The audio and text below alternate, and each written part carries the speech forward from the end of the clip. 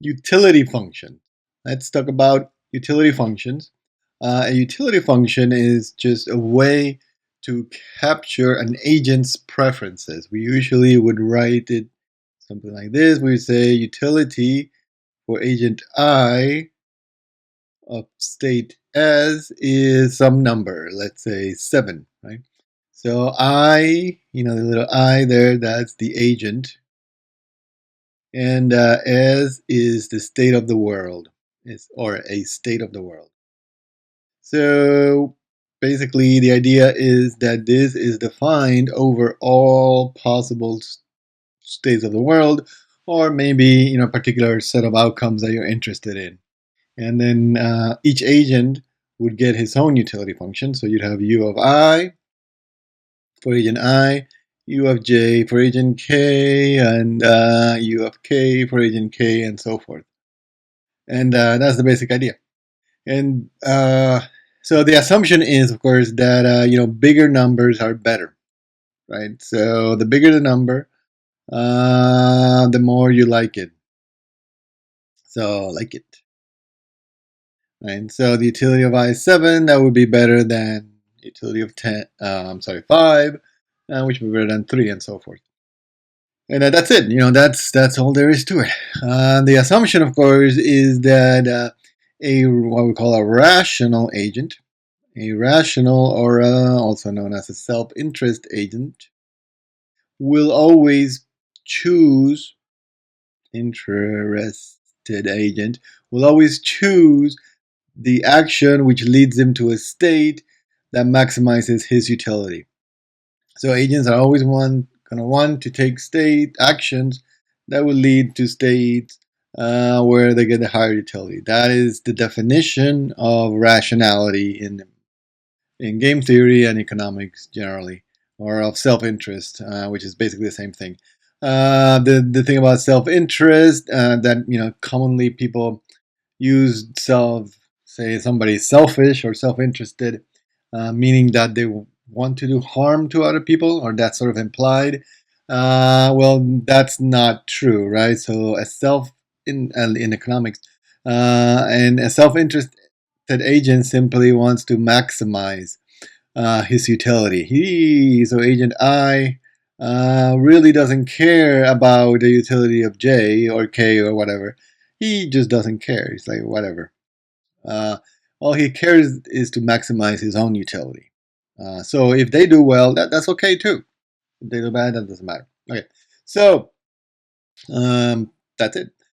Now let's see. So because this utility function is a number, um, it's gonna obey the standard uh, mathematical axioms. It has to be reflexive, right? Because numbers in the number line are reflexive, so that means that the utility of I of S, say, is greater than or equal to the utility of I of S. That's sort of obvious. And also, utilities will need to be transitive. So if you remember, that's going to mean that the utility of if the utility of I for state A or outcome A is bigger than I's utility for B, and also B is greater than I's utility for C, then if these two things are true, it implies that's an arrow pointing down. That I's utility for A is greater than or equal than I's utility for C. So that seems reasonable, right? It's very hard to think of a situation where you would prefer A to B to C, but you would not prefer A to C. So seems reasonable. And the last one is comparable. So because all numbers are in the number line, you can compare them all. You know which one's bigger and which one's smaller. So this means, in terms of utility theory, is that that for all numbers, or sorry, for all states A and B, the utility of I of A must exist, and utility of I of B must exist. Furthermore, either this one is less than, or they're equal, or they're like that, right? So one of these things have to be true, um, because they're numbers. So that, in reality, that falls down a little bit, because you can think of real world situations where it's kind of hard to compare this particular situation to that other particular situation. You don't know how they are compared to each other, or maybe it takes you a lot of time to think about it. So, but nonetheless, they seem reasonable, right? But the one place where the utility function assumption falls apart most hard is when you're trying to compare, when you set up to compare two agents. So say you have the utility of I of S is 7, as we said, and the utility of J of S is 5. So this means that agent I likes S more than agent J, right? Well, is that true? How do you know that one agent likes it more than another?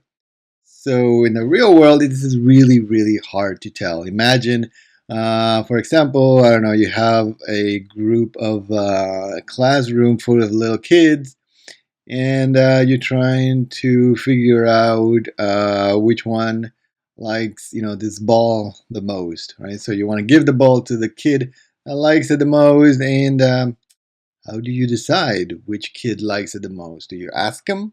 Sure, they can ask him, and the one that says, "I really, really like it," and another one says, "I really like it." Which one likes it most? More. Uh, just because you say really twice, does that mean that you actually like it more? And maybe he's lying.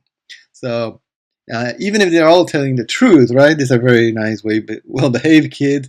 They all tell the truth. It's still, hard or to actually say that one guy really, really likes more than another. Maybe this other guy is shy or uses English in a different way or doesn't like to exaggerate. Whatever. So when comparing the utilities between two agents, which we do a lot in game theory, it's that's harder to map to the real world. Now, what people have done, I'm going to erase this. What people have done, and what we do is to use money. And so we can say the utility of I for S, some state S, is $5. We can say that we'll call that his willingness to pay.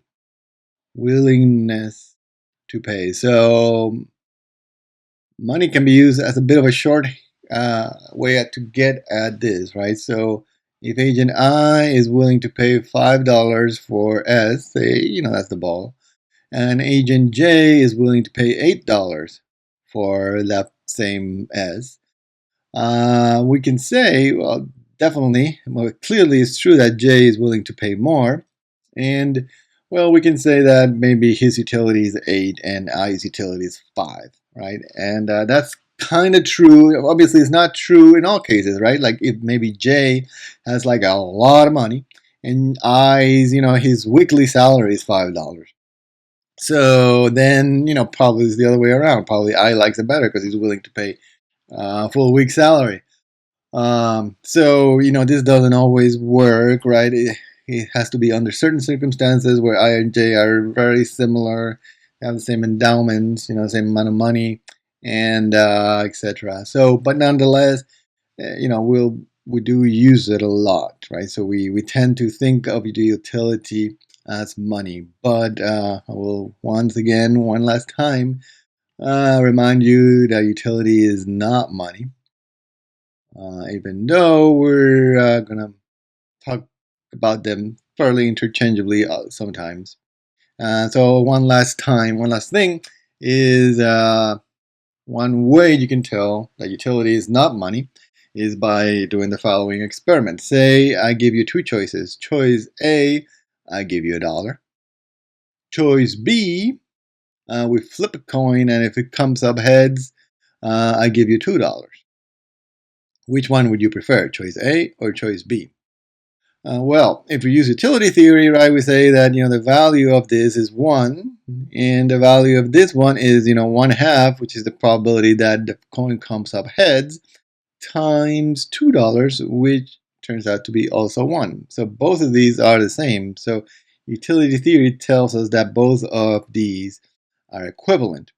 Now, are these equivalent to you? Maybe not, right? And certainly for most people, if we just change these numbers from 1 to, say, 1 million, and change the other one, say, if it comes out heads, I give you $2 million, then yeah, almost certainly everybody is going to pick this one here. Maybe, Bill Gates, he might pick B. I don't know. But the rest of us, we're going to pick A, right? Because we'd rather have $1 million than, 50% chance of nothing. And that's because, and experiments have been done that show this, that the utility of money is not linear. So if we draw this as the y-axis, or the utility in this case, and x-axis, and at first, for small amounts of money, it's linear, right? So let's say this is the money, and this is the utility of money. So it's going to be linear at first, but then after a while, it kind of drops off. Let's say, so that's the y equals x keeps going that way. The actual utility sort of drops off from that. So there's a widening gap that we find for most people. And that's experimental evidence there. So, but nonetheless, we will, when talking about utility and talking about examples, we will often say, this is how much you get paid, so therefore that's your utility. Because it does work for, limited set of circumstances.